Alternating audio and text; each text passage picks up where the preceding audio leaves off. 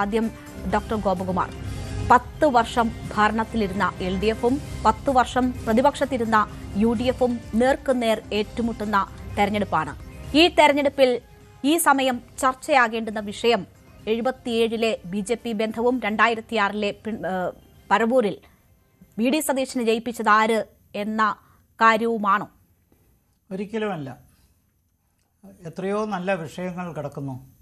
10 വർഷം ഭരിച്ചൊരു ഗവൺമെൻറ്റിനെ വിലയിരുത്താൻ പറ്റിയൊരവസരമാണ്. നിർഭാഗ്യവശാൽ പ്രകടന പത്രികകൾ തയ്യാറായിട്ടില്ല. ഇനി അത് അവതരിപ്പിക്കുമെന്ന് പ്രതീക്ഷിക്കുന്നില്ല. എന്നാൽ വിഷയത്തിന് ഒരു ദാരിദ്ര്യവുമില്ല.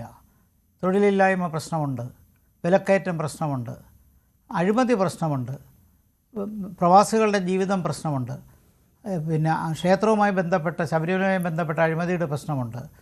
ഭാവിയിലേക്കുള്ള ഭരണത്തിൻ്റെ രീതിയെക്കുറിച്ച് ചർച്ച ചെയ്യാം, വികസനത്തെക്കുറിച്ച് ചെയ്യാം, അടിസ്ഥാന വികസനങ്ങളെക്കുറിച്ച് ചർച്ച ചെയ്യാം. എന്തോരം വിഷയങ്ങളുണ്ട്. അതെല്ലാം മാറി ഇങ്ങനെ ഒരു വിഷയത്തിലേക്ക് കൊണ്ടെത്തിക്കുന്നത് രണ്ടു കൂട്ടരും, അത് ആദ്യം വെടിപൊട്ടിച്ചത് UDF-ൻ്റെ ഭാഗത്ത് നിന്നാണെങ്കിൽ LDF അതിന് മറുപടി കൊടുക്കുകയാണ്. അപ്പോൾ അതിൻ്റെ പിന്നിലൊരു ഉദ്ദേശമുണ്ടെന്ന് എനിക്ക് തോന്നുന്നു വാസ്തവത്തിൽ.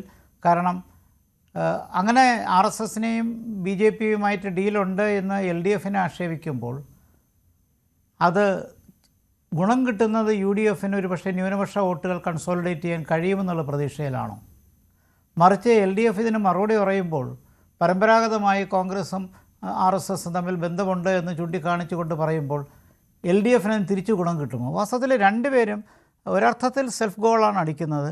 ഇത് ഡീലുണ്ട് എന്ന് കേരളത്തിൽ അങ്ങോളം ഇങ്ങോളം ഡീലുണ്ട് എന്ന് ഒരിക്കലും നമുക്ക് വിശ്വസിക്കാൻ പറ്റുന്നില്ല. അതേസമയം വളരെ മൈക്രോ ആയിട്ട് 1-2 മണ്ഡലങ്ങളിലോ വല്ലതും നടക്കുന്നുണ്ടോ എന്ന് നമുക്ക് അറിയാനും കഴിയുന്നില്ല. പക്ഷേ എൻ്റെ ഒരു അഭിപ്രായത്തിൽ ഈ ഡീൽ വിഷയം യഥാർത്ഥ വിഷയങ്ങളിൽ നിന്ന് മാറിപ്പോവുകയാണെന്നുള്ള ഒരു വിമർശനമാണ് എനിക്കുള്ളത്. ഇലക്ഷന് സംസാരിക്കേണ്ട വിഷയം ഇതല്ല. ഡീലുണ്ടെങ്കിൽ അത് ജനങ്ങൾ അതിനുള്ള മറുപടി കൊടുത്തോളും.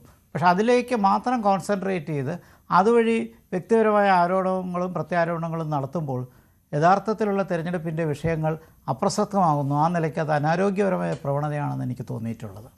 തീർച്ചയായും. ശ്രീ VR അനൂപ്, കൂടുതൽ വാർത്തകൾക്ക് News 18 Keralam YouTube channel subscribe ചെയ്യുക.